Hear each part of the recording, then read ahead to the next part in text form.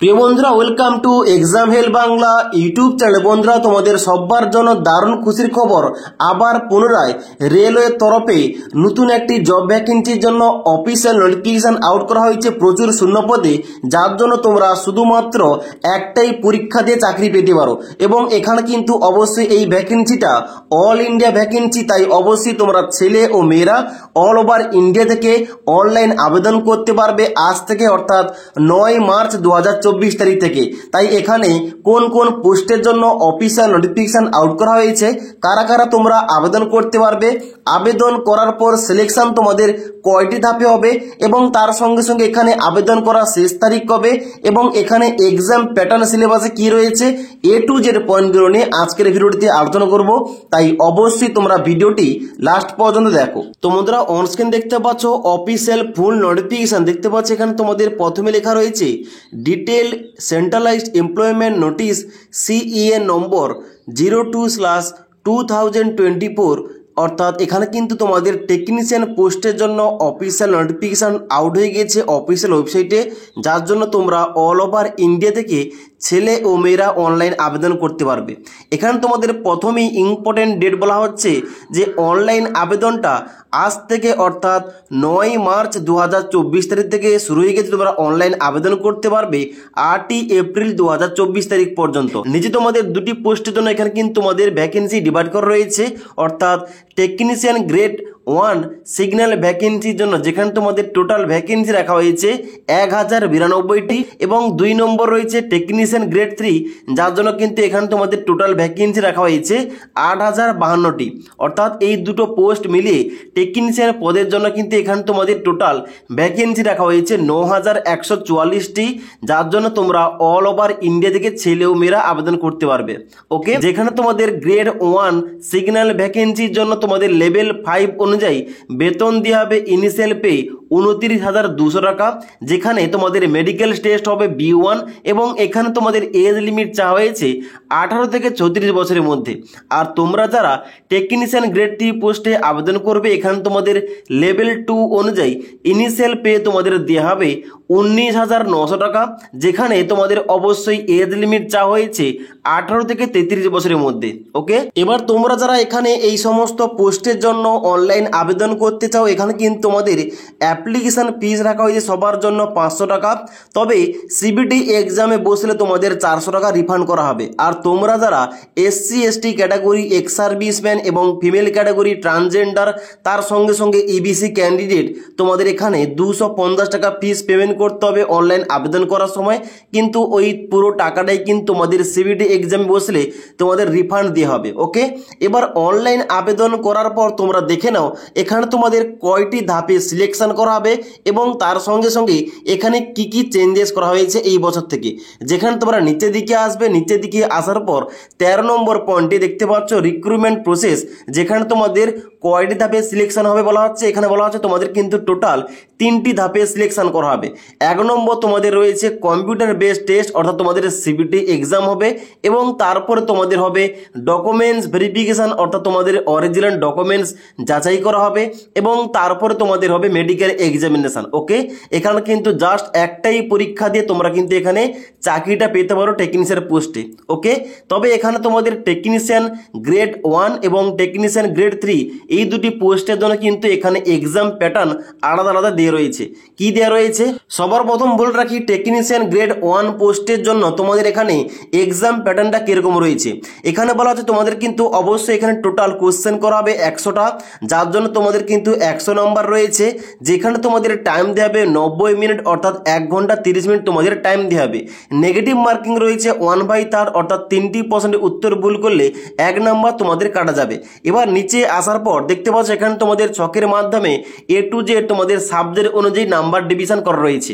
এখানে তোমাদের বলা হচ্ছে তোমরা যারা টেকনিশিয়ান গ্রেড 1 পোস্টে আবেদন করবে, এখানে তোমাদের 100 নম্বর যে পরীক্ষা নেবে, এখানে তোমাদের টোটাল 5টি সাবজেক্ট থেকে প্রশ্ন করা হবে।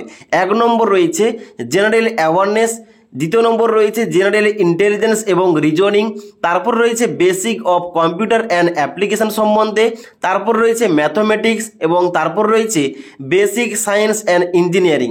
এখানে তোমাদের 100টা কোশ্চেন করা হবে 100 নম্বরের জন্য, যেখানে তোমাদের পরীক্ষাটা দিতে হবে 100 নম্বরের। ওকে, শুধুমাত্র এই একটাই পরীক্ষা হবে এবং তারপর তোমাদের ডকুমেন্ট ভেরিফিকেশান।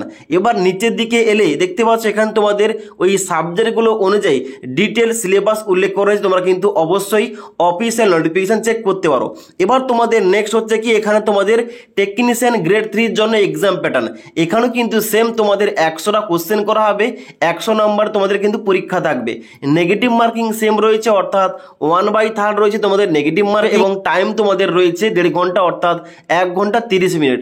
এখানে তোমাদের কোন কোন সাবজেক্ট রয়েছে, এখানে রয়েছে ম্যাথমেটিক্স থেকে তোমাদের 25টা প্রশ্ন 25 নাম্বার, জেনারেল ইন্টেলিজেন্স এবং রিজনিং থেকে 25টা প্রশ্ন 25 নাম্বার, জেনারেল সায়েন্স থেকে 40টা প্রশ্ন 40 নাম্বার এবং জেনারেল অ্যাওয়ারনেস থেকে 10টা প্রশ্ন 10 নাম্বার।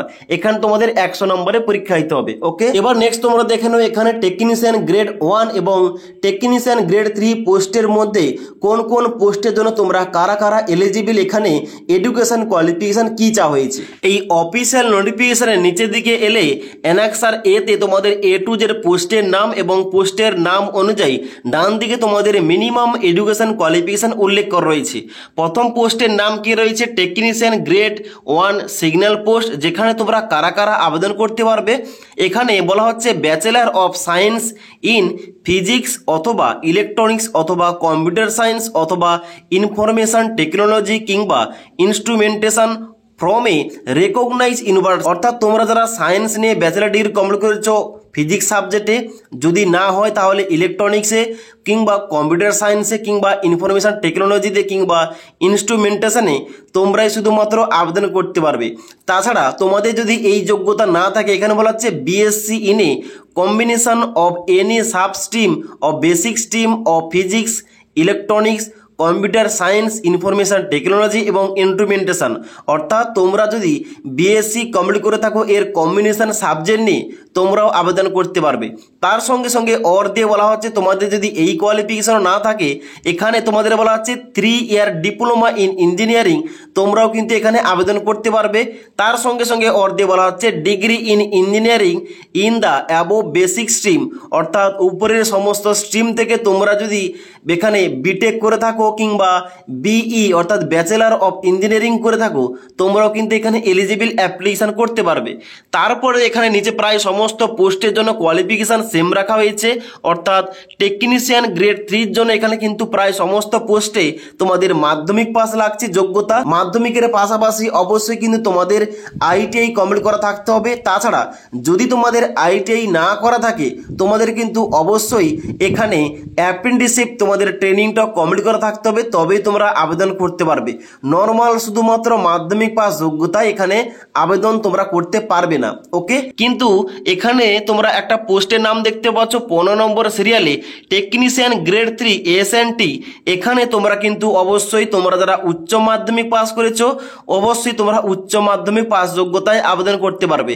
এখানে কোয়ালিফিকেশন কি চাওয়া হচ্ছে, এখানে বলা হচ্ছে ম্যাট্রিকুলেশন অথবা এসএসএলসি প্লাস আইটিআই সার্টিফিকেট, অর্থাৎ মাধ্যমিকের সঙ্গে সঙ্গে আইটিআই থাকলে আবেদন করতে পারবে। যদি তোমাদের ইলেকট্রনিক্স মেকানিক ইলেকট্রিশিয়ান এবং ওয়্যারম্যান ট্রেড নিয়ে তোমাদের আইটিআই করা থাকে।